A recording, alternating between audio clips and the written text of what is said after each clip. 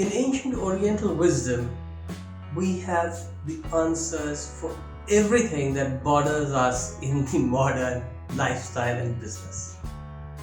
In fact, the words that you see here are part of a scripture, an 8-line scripture, which specifies exactly how you can assess whether you are in optimal health or not.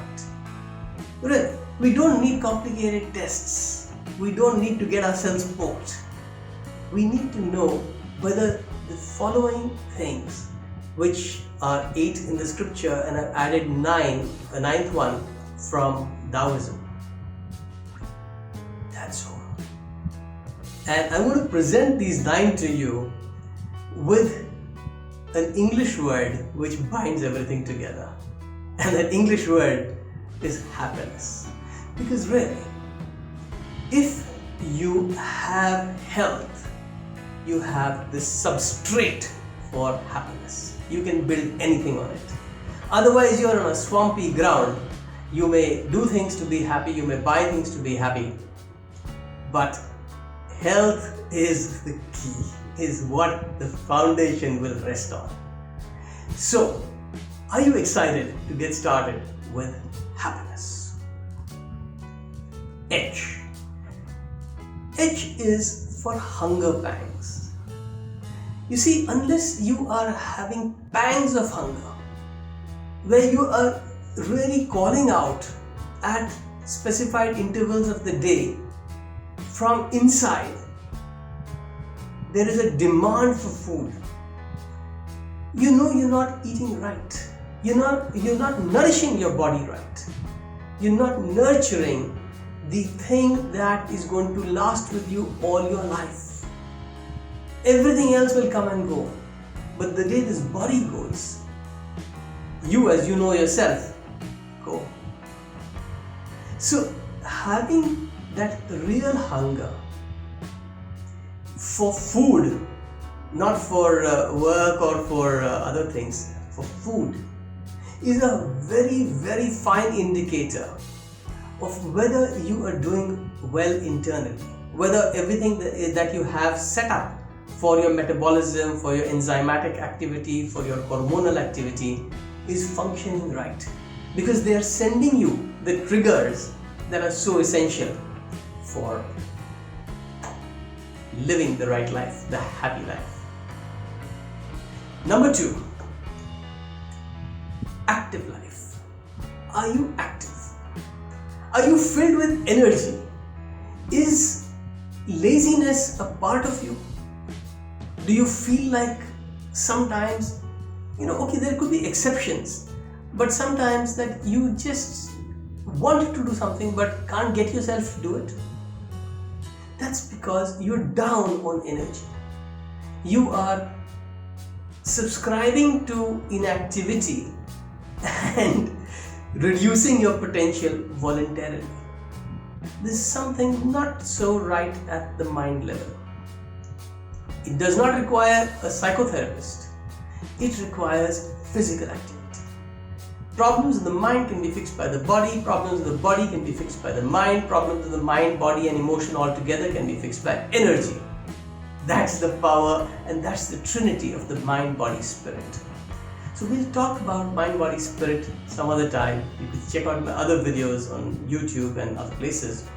But this is to tell you that if laziness has crept into you, if you're not living actively, that's an indicator that something's not too good with health. 3, pain-free. Your life has to be pain-free. You were designed to not have pain. You were designed to be this beautiful machine that moves and does stuff and regenerates itself with food and energy and goes on, because that's how everything in nature goes on.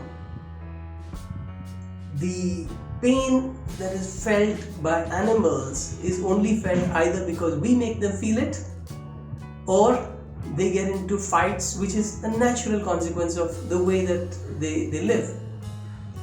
But not because you sleep on the bed wrongly and you get up with a crank in the neck, or because you have not been taking care of your inner power, your inner energies, and that has been manifesting in arthritic pains or jaw pains or breathing troubles, not acceptable. So if you're having them, the recourse could be energy healing, and that is, mechanisms like qigong and reiki, stuff that is practiced even to this day in some of the hospitals in the Orient, because they just believe in taking this Oriental medication alongside Western medication. And Western medication gives us a lot of chemicals which we don't need, because we're not designed for it. We're designed to produce our own chemical, to make our own adjustments. But when there is an overdose of something, there is obviously a side effect of something else. So pains are all curable by dissolving them in divine energy.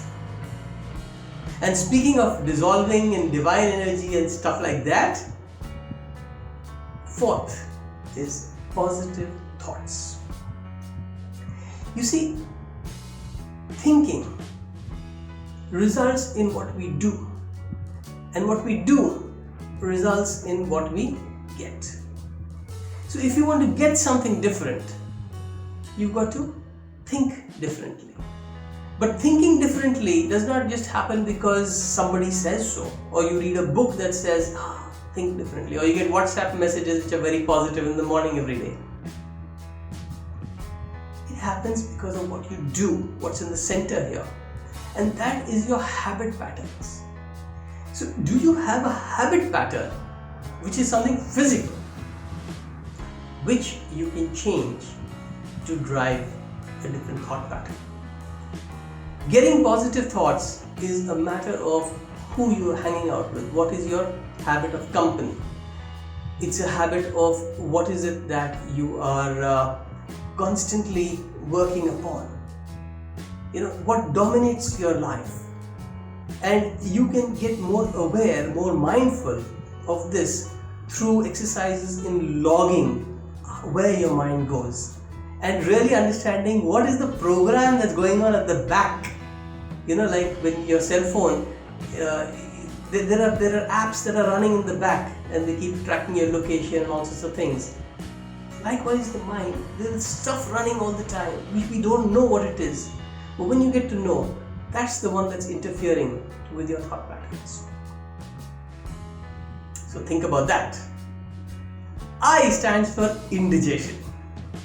Now, while we talked about hunger pangs and how that entire metabolic state and all our secretions are controlled with that, when it comes to indigestion, we're talking about the excretory system, which is by far the most important, because if that shuts down, you shut down. You are a bag of waste.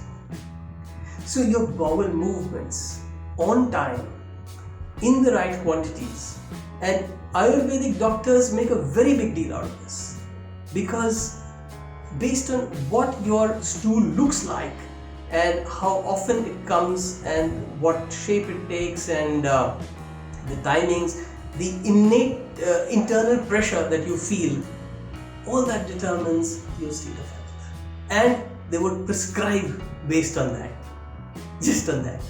So if you're constipated, or if there is diarrhea or something amiss, the state of health is wrong at multiple levels. It's not just the stomach or the intestines having a problem, it's at multiple levels of various secretions.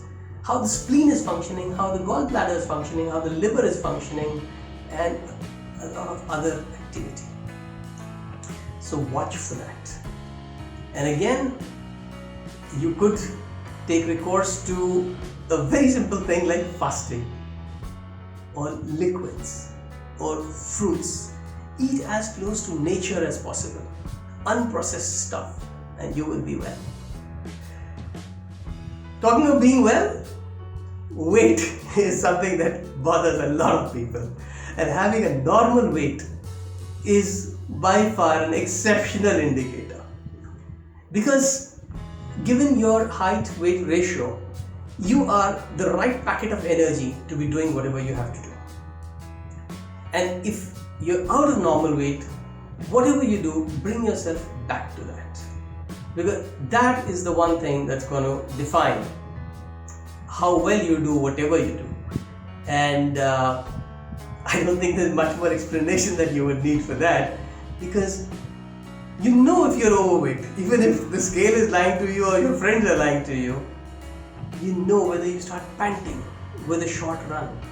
You know whether you are, if you're underweight, just not having the stamina to go for a run at all, and things like that. Now, if you are at any age but troubled with skin problems, eruptions, acnes, various things that show up, I don't want to go into long and complex jargon from Western medicine, but you just know it. You've got spots coming up, you've got rashes coming up, or anything of that sort. Guess what it's pointing to? It's pointing to dirt within, which is not able to get out because the skin is doing a good job. And if there's dirt within, no health.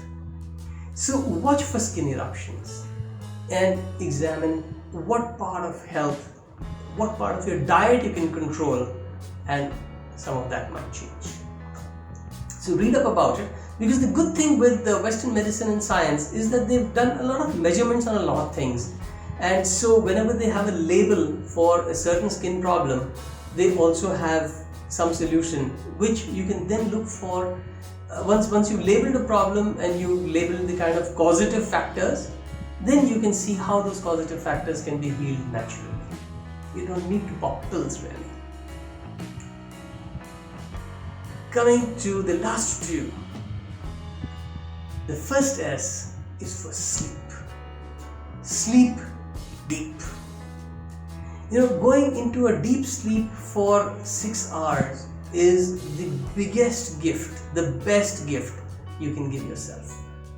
Because when you sleep, the yin and the yang forces in our central channel, they get balanced, and there is cooling yin energy right where our center lies. And if you've noticed, in this center is the pituitary gland, the pineal gland, the thymus, the thyroid, the adrenals, the gonads, the pancreas, everything that secretes enzymes and hormones which keep you fit, in good moods, in good physical health, and they're responsible for your mood swings and all those sort of things. All that gets regulated when the good cooling yin energy gives that inundation while you sleep. Don't sleep more than 8 hours, because then it would lead to inactivity and we get into the wrong part of the loop. But if you're not getting deep sleep, don't feel guilty of taking cat naps during the day. 10 minutes, 15 minutes, just pop off and compensate, because that is perfectly fine so long as you do not feel ashamed or guilty about it. It's your natural, it's your right. Even the lions and the tigers and the kings of the jungle sleep whenever they feel like sleeping, because they respond to a natural rhythm. And finally, what I've added from the Tao is sexual desire. If you have a natural desire for reproduction or for experiencing that pleasure in the second chakra, in our sacral area, it is a strong indication that you are in a state of being that's capable of giving and receiving pleasure. You would be a better person to be around. You would be a better person to contribute. You would be a better person for others to feel like approaching, asking for help, and being sure that they will receive it. And all these are not like I'm talking about subliminal cues. All these are just related to your interpersonal relationships. which arise because of your potency, which is innate to you. And with that sexual energy arises a lot of energy, and that energy is a very, very strong attribute of the inner power with which we are constituted.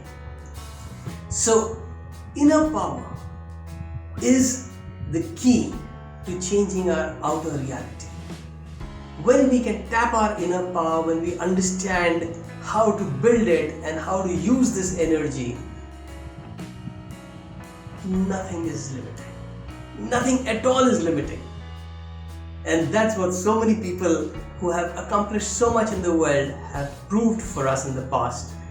We didn't know this because energy is not documented the way science is documented. It is experienced. And I invite you to an experience of that. Let's connect up and take the next steps. Thanks.